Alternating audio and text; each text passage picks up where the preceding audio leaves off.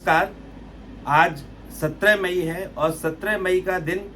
प्रतिवर्ष world health organisation के द्वारा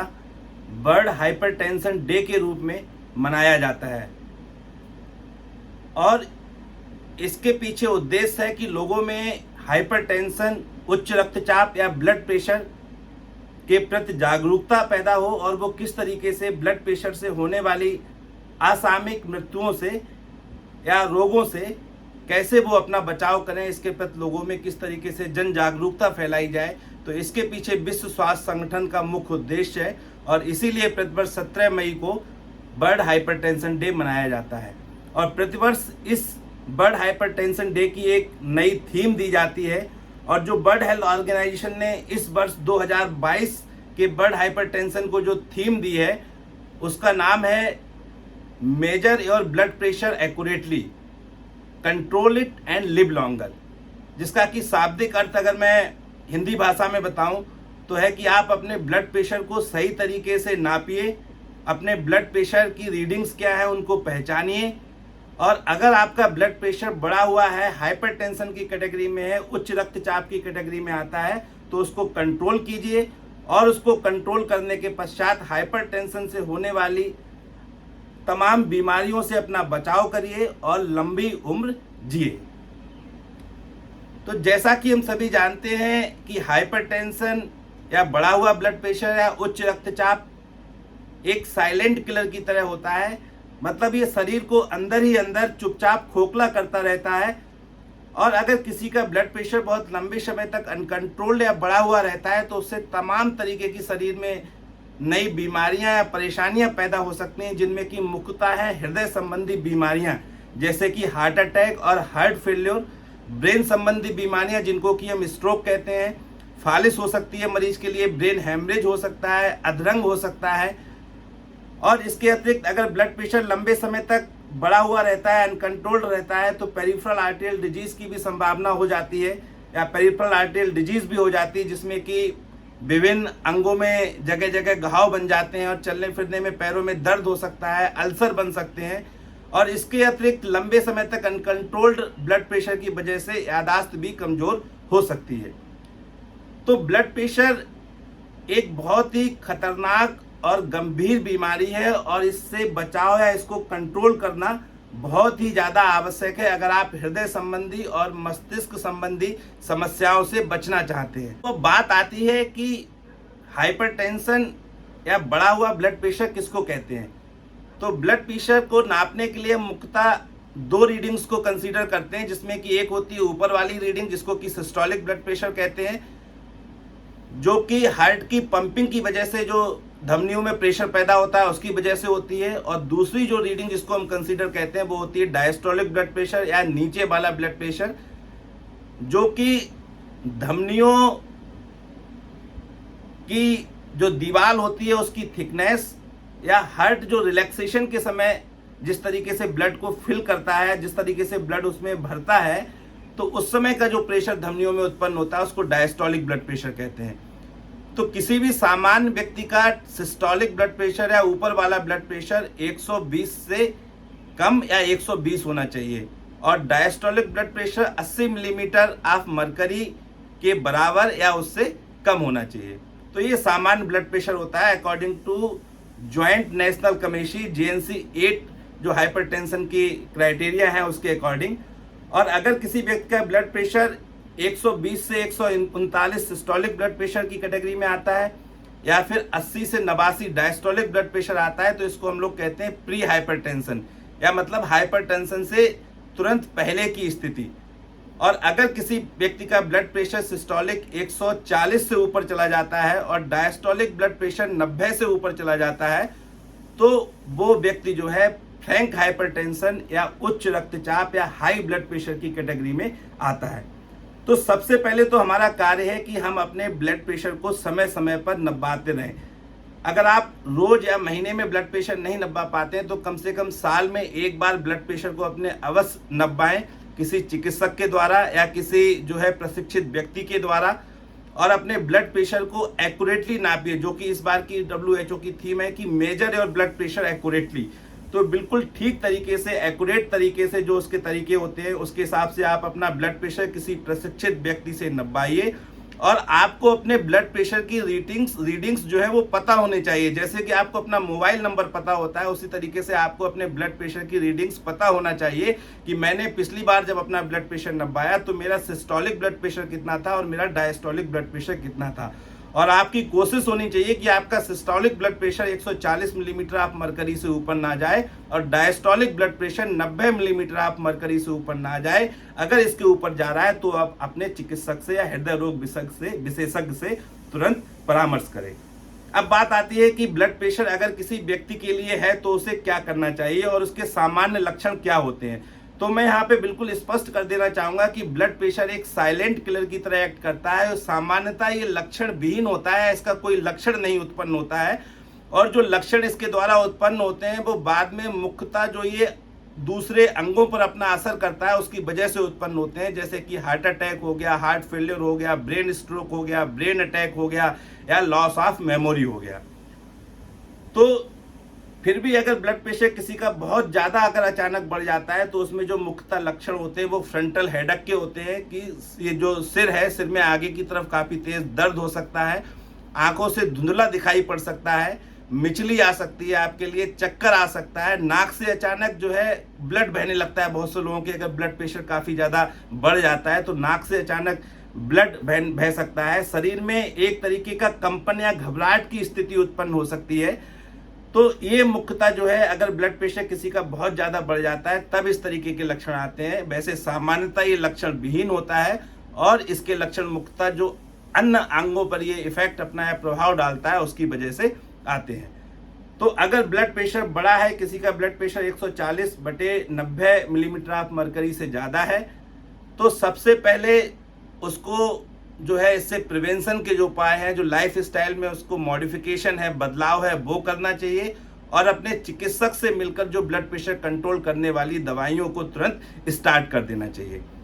और अगर आपको ब्लड प्रेशर नहीं है, फिर भी अगर आपकी उम्र 40 वर्ष है या घर में आपके ब्लड प्रेशर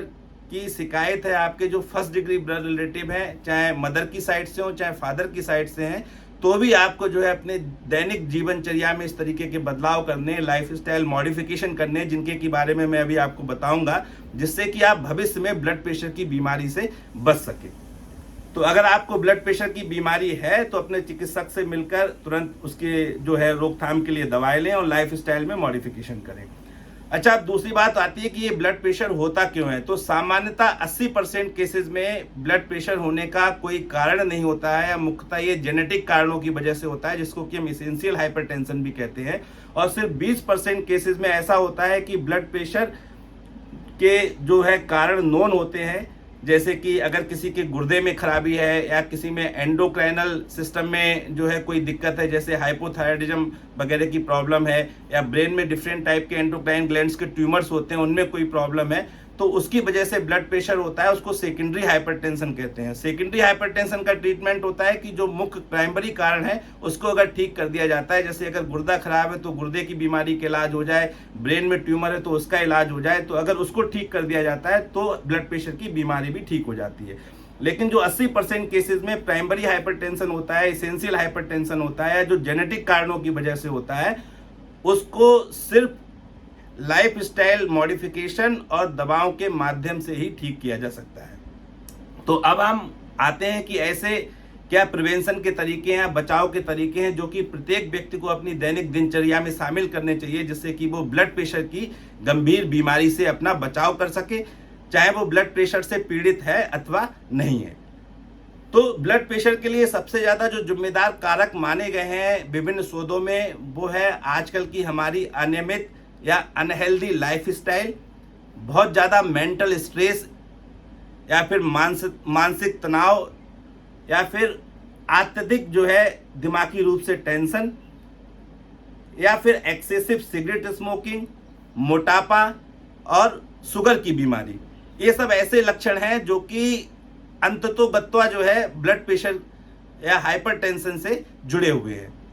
तो हमें अपनी लाइफ स्टाइल में मॉडिफिकेशन करना है। लाइफ स्टाइल में मॉडिफिकेशन कैसे करना है? हमें अपनी हेल्दी लाइफ स्टाइल अडॉप्ट करनी है, अपनी डाइट में मॉडिफिकेशन करना है। डाइट में हमें सबसे ज़्यादा, अगर हम ब्लड प्रेशर के मरीज हैं या ब्लड प्रेशर से बचना चाहते हैं, तो हमें नमक का ध्यान रखना है, खासतौर से रॉ सॉल्ट का। और जो अमेरिकन हार्ट एसोसिएशन या कार्डियोलॉजिकल सोसाइटी ऑफ इंडिया की गाइडलाइंस है कि किसी भी व्यक्ति को एक जो चाय का चम्मच होता है उसके बराबर से ज़्यादा नमक या फिर 6 ग्राम सोडियम क्लोराइड से ज़्यादा नमक 24 घंटे में सेवन नहीं करना है। तो हमें जो प्रोसेस्ड फूड होते हैं जिनमें कि सॉल्ट को एज अ प्रिजर्वेटिव इस्तेमाल किया जाता है, उनके इस्तेमाल से बचना चाहिए। और कच्चे नमक के इस्तेमाल से, जो कि हम सलाद में, चटनी में, बुकनू में, पापड़ में, अचार में इस्तेमाल करते हैं, उसके सेवन से हमें बचना चाहिए। और अपने घर में बनने वाले खाने में भी हमें कम नमक का इस्तेमाल करना चाहिए। और हमारी कोशिश होनी चाहिए कि 6 ग्राम सोडियम क्लोराइड या नमक से इस 6 ग्राम से ज़्यादा का हम सेवन अपने पूरे 24 घंटे के अंदर ना करें। दूसरी चीज़ है कि हेल्दी डाइट हो हमारी, जो होल ग्रेन्स हम लें, मैदा है या रिफाइंड फ्लोर्स का इस्तेमाल हम कम से कम करें। जो स्वीटेंड बेवरेज होते हैं 0 कैलोरी के, जैसे डिफरेंट जो कोल्ड ड्रिंक्स होते हैं, उनका इस्तेमाल हम कम से कम करें। जो फैट्स होते हैं, खासतौर से सैचुरेटेड फैट्स होते हैं जो कि रूम टेम्परेचर पे जम जाते हैं, उनका इस्तेमाल हम कम से कम करें। और अपने खाने में मोनो अनसैचुरेटेड या पॉली अनसैचुरेटेड फैटी एसिड जैसे कि ओलिव ऑयल है, मस्टर्ड ऑयल है, या फिर जो सनफ्लावर ऑयल है, सैफफ्लावर ऑयल है, इनका इस्तेमाल हम बदल बदल कर अपने खाने में करते रहें। फ्रूट्स का इस्तेमाल हम अपने दैनिक जीवन में जरूर करें। और जो कलरफुल फ्रूट्स होते हैं, खासतौर से जो रंग बिरंगे फ्रूट्स होते हैं जिनमें कि एंटीऑक्सीडेंट और राइबोफ्लेविनॉइड्स की मात्रा प्रचुरता में होती है, उनका हम ज़्यादा से ज़्यादा सेवन करें। और स्मोकिंग के लिए मेरी सलाह है कि अगर आप स्मोकिंग करते हैं, टोबैको किसी भी फॉर्म में लेते हैं, तो उसको बिल्कुल ही बंद कर दें। ये हृदय के लिए, ब्लड प्रेशर के लिए या और भी हृदय संबंधी या मस्तिष्क संबंधी बीमारियों के लिए बहुत ही खतरनाक है। तो निकोटीन का सेवन चाहे सिगरेट में, चाहे पीने में या फिर चबाने में, तो तम्बाकू की फॉर्म में, हमें बिल्कुल भी नहीं करना है। इसके अतिरिक्त जो है हमें तनाव मुक्त जीवन जीने की आदत डालनी है। हमें मेंटल स्ट्रेस कम से कम लेना है। अगर आपके लिए बहुत ज़्यादा मेंटल स्ट्रेस है जो कि आपकी दैनिक दिनचर्या, आपके खुद के द्वारा किए गए परिवर्तनों से कंट्रोल नहीं हो रहा है, तो मेरी सलाह है आप किसी मानसिक रोग विशेषज्ञ से मिलकर अपनी काउंसलिंग कराएं, जिससे कि मेंटल स्ट्रेस का लेवल आपका कम हो। क्योंकि ये देखा गया है कि ज़्यादा मेंटल स्ट्रेस सीधे तौर पर बढ़े हुए ब्लड प्रेशर या हाइपरटेंशन के लिए जिम्मेदार है। जो तीसरी सबसे महत्वपूर्ण चीज है वो है फिजिकल इनएक्टिविटी या शारीरिक रूप से शिथिलता, जो कि आजकल व्यस्त लाइफस्टाइल की वजह से हम लोगों की जिंदगी में आ गई है। तो कार्डियोलॉजिकल सोसाइटी ऑफ इंडिया की क्लियर गाइडलाइंस है कि आप प्रतिदिन कम से कम 30 मिनट एरोबिक एक्सरसाइजेज जरूर करें और सप्ताह में कम से कम 150 मिनट जो है आप अपने जो शारीरिक फिजिकल एक्टिविटी के लिए दें।